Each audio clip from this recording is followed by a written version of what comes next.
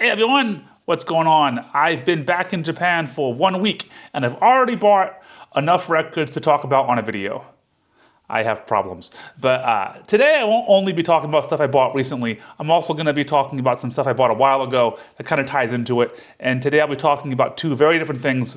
One is some recent acquisitions and new releases I got of Japanese electronic music from the 80s and 70s, and then some more grunge, especially Nirvana.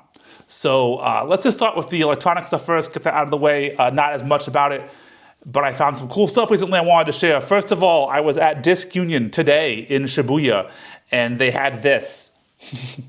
This is the Oriental Magic Band's Discotheque Fantasy from 1997. This is a synthesizer covers album that has synth covers of disco tracks for the most part, and some other songs. But it has synthesizer and shaka kuachi flute. Yeah, sure, why not? Covers of Night Fever, Staying Alive, You're the One That I Want, Macho Man, Thank God It's Friday, Last Dance, and more. I bought this because, one, I love synth covers albums, and one of my favorite things. I just think they're goofy fun. And two, this is by Hideki Matsutake. And for those who don't know, Hideki Matsutake is the synthesizer programmer for a lot of the early Yellow Magic Orchestra albums, who are my favorite Japanese band, probably my favorite band, one of my favorite, like top 5 favorite bands. That's Ruichi Sakamoto, Takahashi Yukihiro, and Harumi Hosono. Unfortunately, Sakamoto and Takahashi both passed away. But they're a hugely influential electronic group, one of the first electronic groups in the world. And he's part of that group, for sure. And he's on so many records. If you have any Japanese albums, like from the 70s, 80s, or even 90s, you might have a record with him on it. He's everywhere, because I think he was like the go-to synth dude. One hugely important Japanese electronic album that I don't think he's on, however, is this. This is Après Midi by Test Pattern. Let me see. No, he's not on this one. So this has been a very, very rare record. It came out in 1982. And I think it was only repressed a handful of times and only twice on CD, one of which was in a gigantic box set for Yen Records. Yen Records was a subsidiary of Alpha Records. Yen Records was the record label set up by Yellow Magic Orchestra. This is a new reissue. This just came out. This came out, I believe, sometime last month. Yes, it came out on Japanese albums have the release date on them. This came out on February 28th, and I believe it is a limited edition. It will only be on sale, if this label is to be believed, it will only be on sale until August 25th of this year. If you like late 70s to early 80s electronic music and synth pop, find a way to get this record. This is an amazing album. I'm so happy it's been reissued. I don't understand why it's still not on CD. Again, I hope they get around to that. There was, I think, an Alpha Records compilation put out by Light in the Attic this year, and on vinyl and CD, and it had one of the songs on here on CD. A few of the songs on here have been re-released on compilations throughout the years, but still, it hasn't had a proper CD reissue, I believe, again, since 1990, which is insane. This is a great record. In case you're wondering, this was produced by Hosono Hiromi from YMO, and the people behind the album itself, the group Test Pattern, that is Masao Hiru. I'm really bad at Japanese names, which is hilarious. I live in Japan, so I'm just going to work through this. It is Masao Hiruma. I do better if I have it in hiragana. I should have written it in hiragana. That's I fucked up. Masao Hiruma and Fumio Ichimura. Fumio Ichimura never did, as far as I know, never did anything else.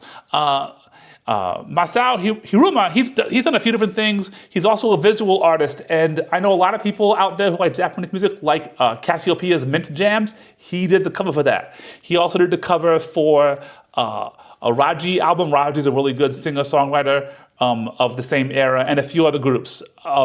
So again, someone who's kind of in the area of Japanese city pop and techno pop. But again, Apres MIDI, test pattern, essential electronic music.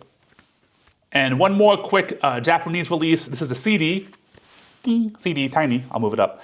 This is Sheena and the Rockets' Shinku-pak, translated as vacuum pack. Sheena and the Rockets were a Japanese kind of pop punk band that formed in the late 70s. They have a ton of albums of varying quality. This album's amazing. If you like Japanese music from the late 70s, kind of a poppy punk, you can't go wrong with this record. This was, I believe, produced by Hosono Hiromi. It has songs on it written by Hosono Hiromi, Yukio Takahashi, and Sakamoto Riichi from YMO. They all have songs on here. Hosono's is a song called You Can Dream, which kind of became, I think, Sheena's signature song over the years. It's a really uplifting, fun song. Great chorus and kind of a finale to that track. Sakamoto wrote a song called Rocket Factory, which I think is just him. It's all keyboards and synths and sequencers and stuff. All three of them play keyboards on this album in addition to the rest of the band. And then Takahashi's song is called Radio Junk.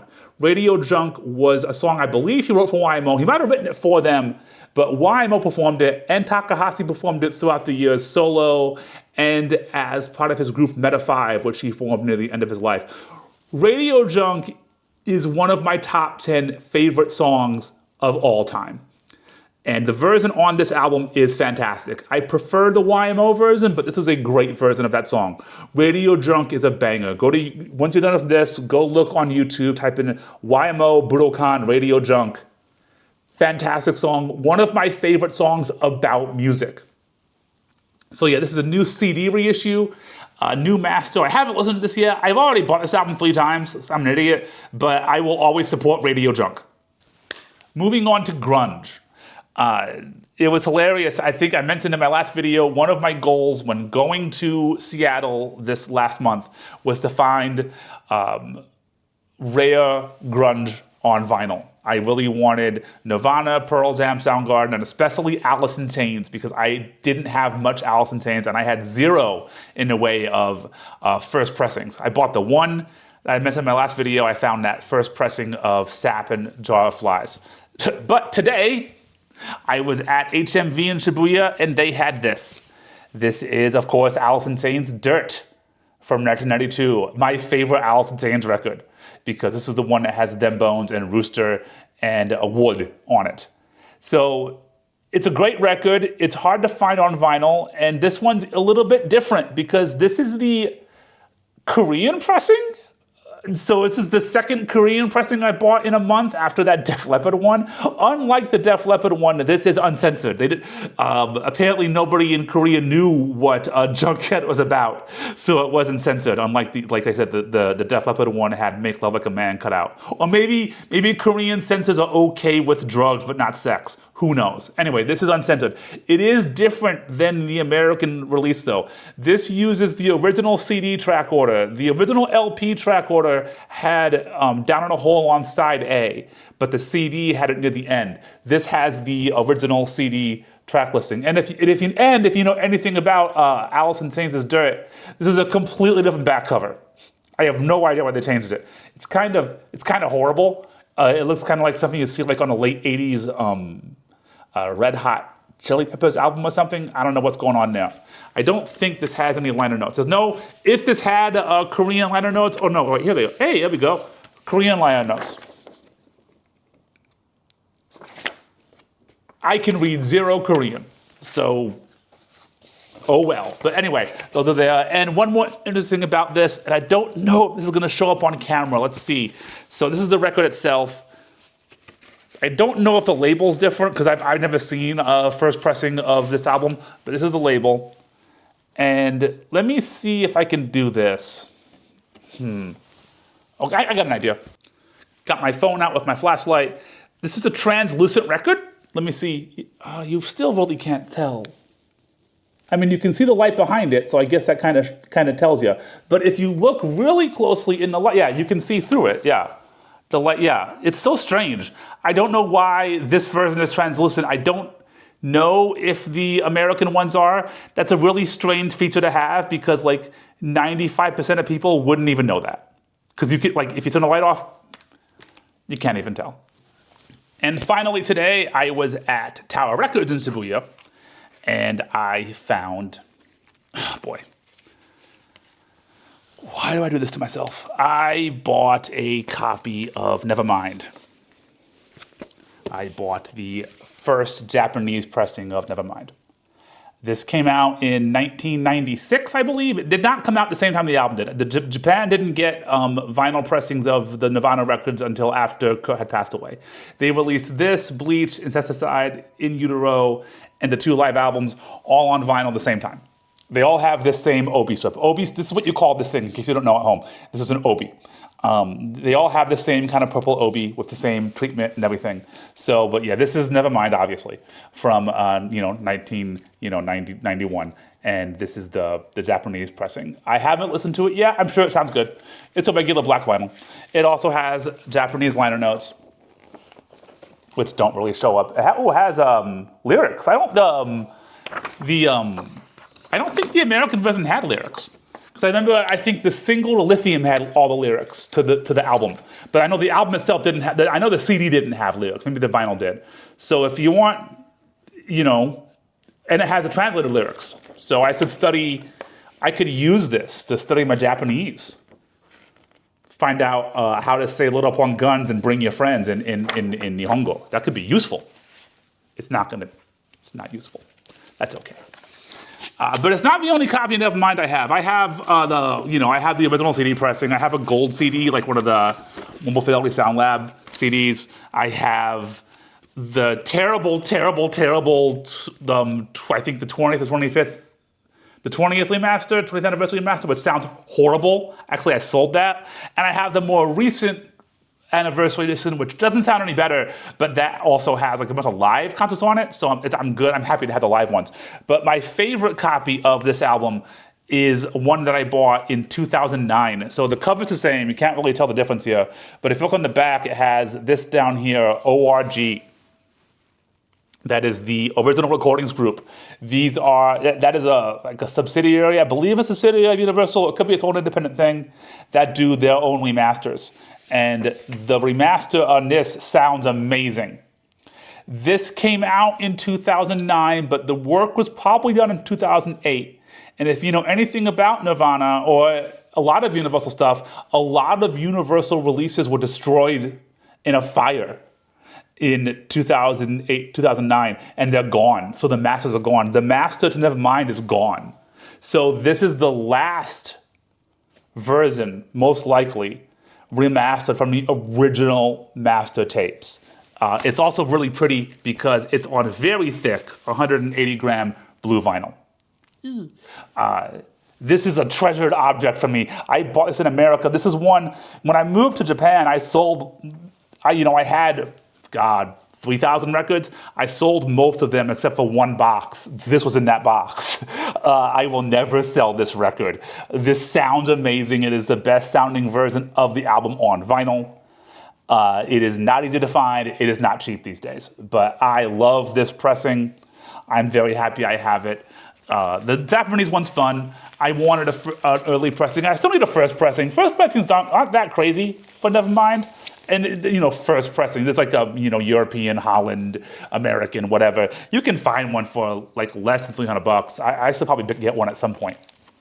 Thought I'd briefly go over some other Nirvana vinyl that I thought's interesting, in case anyone out there is, starting a grunge collection. I know all of us Gen Xers are getting old, and even, millennials, and maybe you have disposable income, nostalgia, and sadness, and you want to stock up on Nirvana. Let's start with Bleach. Of course, the real first album. I have 2 versions of Bleach. One is a recent Japanese pressing, again, because I live in Japan. This was a Record Store Day release from 2023.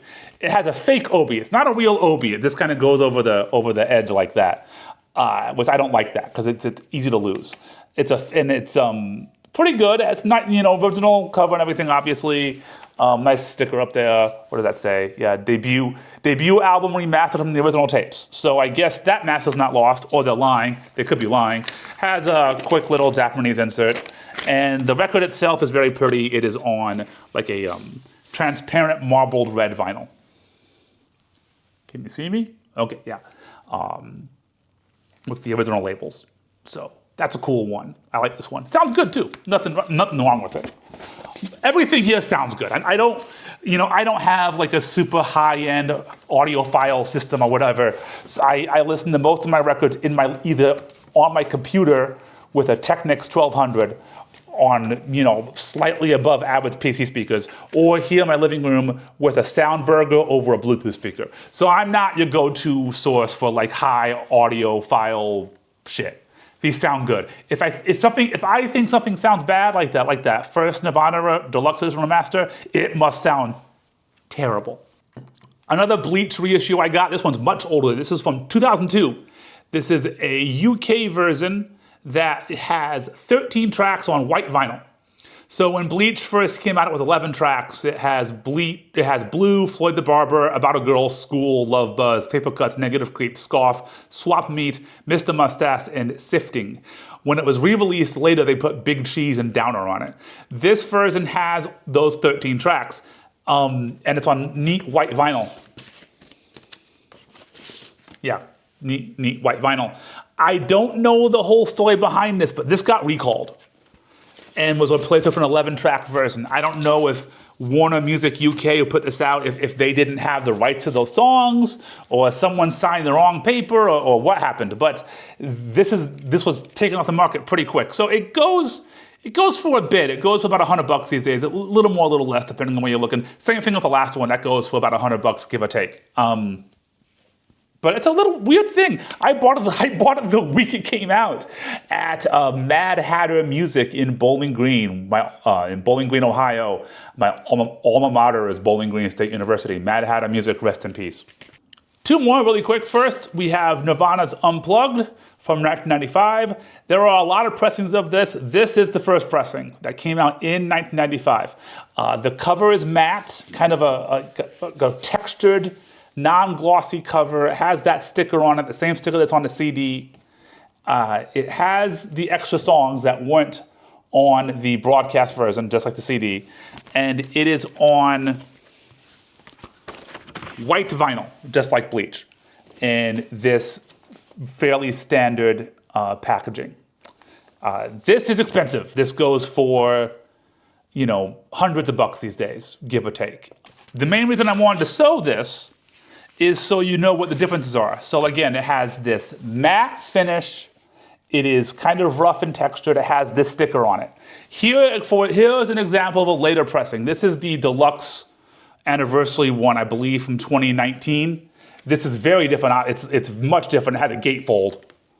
That's not in the original. It has, I believe, more songs on it, yes, because this is 2 LPs, and it has an extra side of rehearsals. And it's, as you can tell, it has this glossy silver on the front and on the back with the text. And the records are colored. One record is orange, and the other, I believe, is like a marbled purple. Yeah, marbled purple. Very pretty. Obviously, it has more stuff on it, and that's nice. And I bet it might sound better. I like both versions to have. But this one's much easier to find, and you see this everywhere. I think you can still get it new. And finally, one of my favorite Nirvana releases from the Muddy Banks of the Wishka. This is another one that I bought when it came out. I'm pretty sure I bought this exact vinyl. I bought this. I know why I bought this. I bought this in 1996, the year it came out, well, maybe 97, at the Rock and Roll Hall of Fame store in Cleveland, Ohio. That's where I bought my first 3 records. With my own money. I bought records like LPs, vinyl. This, the soundtrack to Pulp Fiction, and Veruca Salt American Thighs.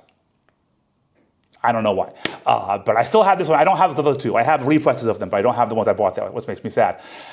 This is a fun release because, Muddy Banks only takes up 3 sides.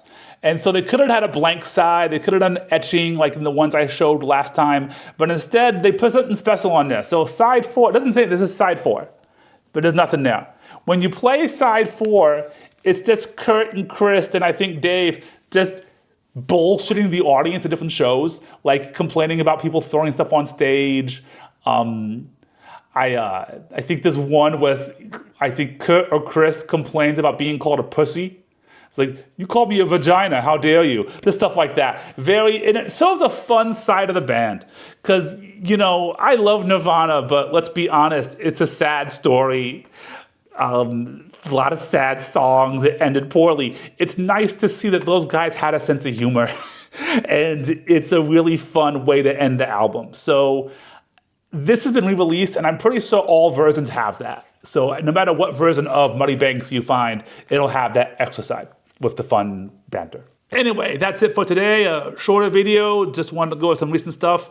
I should be back soon. I'm trying to plan, I have 2 ideas in the works. I want to do one on Mario on vinyl and CD because there's that new Nintendo release coming out of the Super Mario World soundtrack on vinyl, but it's not coming out on CD.